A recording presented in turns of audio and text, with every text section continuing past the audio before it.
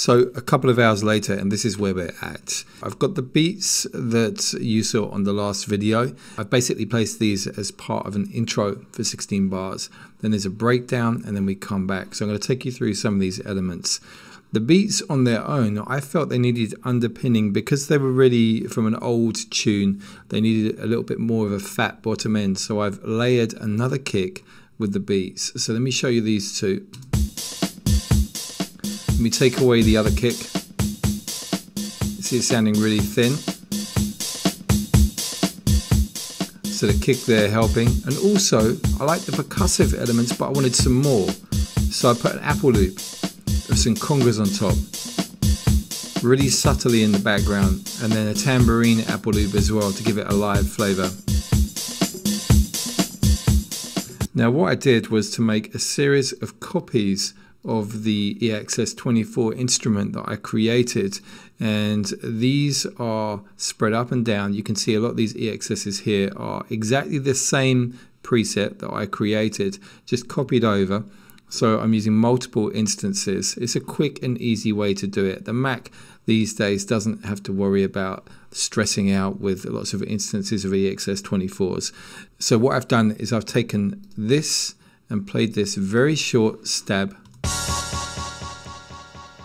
And there's a tape delay, so reasonably long feedback creating the echoes there, and pretty fast in terms of the actual delay time. Let me take it off for you so you can hear that again. That's how it was before, nice and blunt, but I felt I wanted the space, so that's what the tape delay is there for.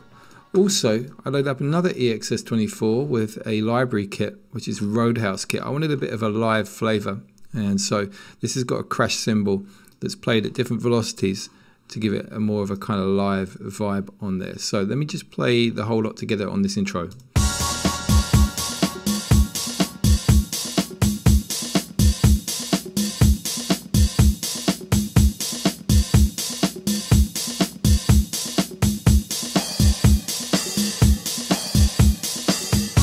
So you could hear the varying tone in the crash cymbal because of the velocity switching.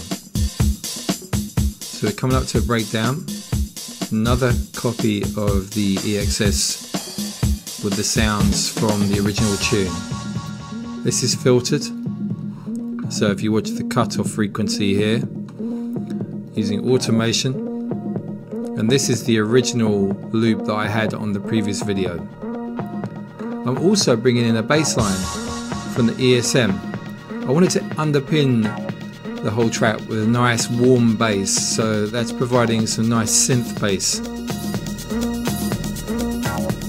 Gradually coming up.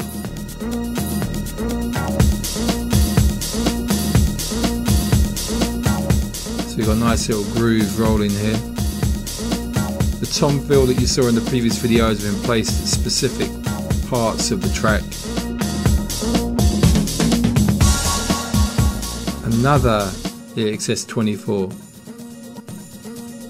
and this has got a delay on it, EQ'd with the bottom end out, and there is also one of the vocals, the Good For You vocal, so let's bring this in. This is partnered by the crash as well.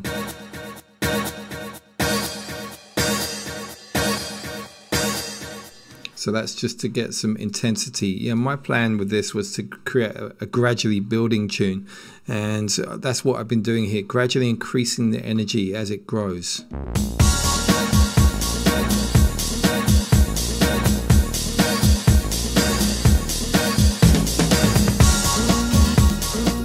So switching bass lines there, let me show you. First one. And then we go into this little sort of contrasting section. You see the notes down here.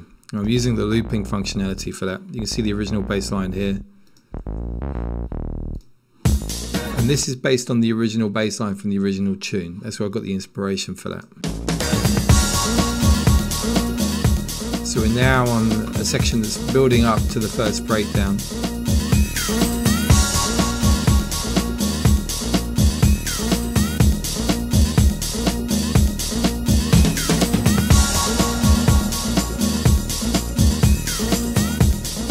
tambourine, the bells layering together, the vocals again.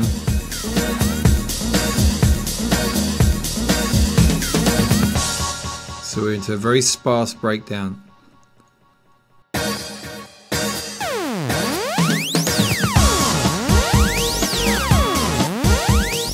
Now the siren here, it's all quite rough and ready at the moment, you know, it's not properly mixed. The siren is basically ES2 with LFO to pitch, the sort of thing that we've already looked at on this course. And that's basically having automation on the LFO speed. So you can see here we're going for a bar cycle, then going to 132 at the end. So have a listen to that. Let's just take it back beginning.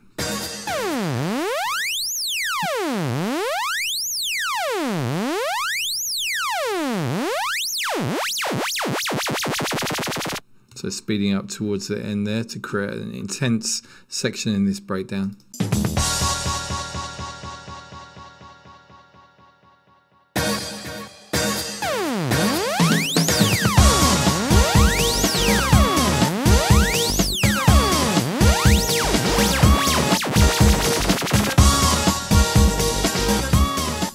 So what's happening here is that there is a new EXS24 instance with stabby parts from the original tune.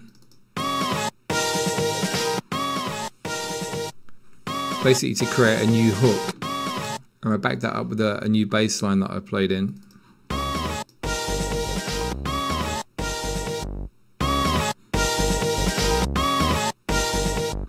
And also we've got a vocal here from the original track, so another copied version of the EXS24.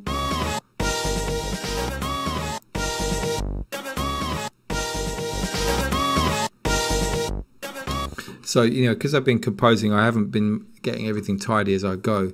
One of the things that I would suggest here is that we make these a uniform velocity. So if I select all of these regions and then basically come to functions, transform, fixed velocity, let's take that to 127. So it's all maximum now.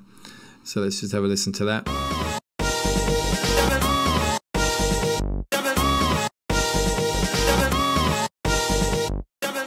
And also we might as well make them to the same length. So if we say fixed note length, let's just quickly click on here, and then actually I'm going to stretch it out to be just a little bit longer, so they're all the same now. And what else? We've got this other vocal. So we've got this interesting part 2 really, and then I'm going to flip back to the original groove.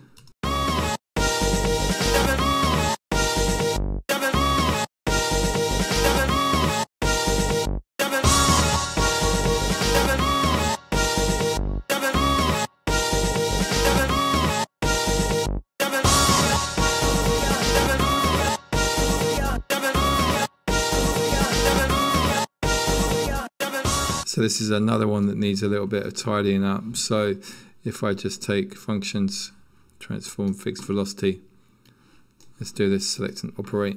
They're all maximum, and once again, let's just drop down, let's just do the fixed note length. And let's take that about here. There we go. So yeah, you can see as you're composing, sometimes because you want to keep the momentum going forward, you don't always do the editing that you need to do. So a little bit of tidying up after that. So I think as a whole, you know, this is a really nice introduction. You know, we're about halfway through the track, and we're going to now carry on with this little groove and then drop back into this flavor, build it up again for a finale, and then roll it out towards the end for the DJ. So let's have a listen to the whole thing without me interrupting it now.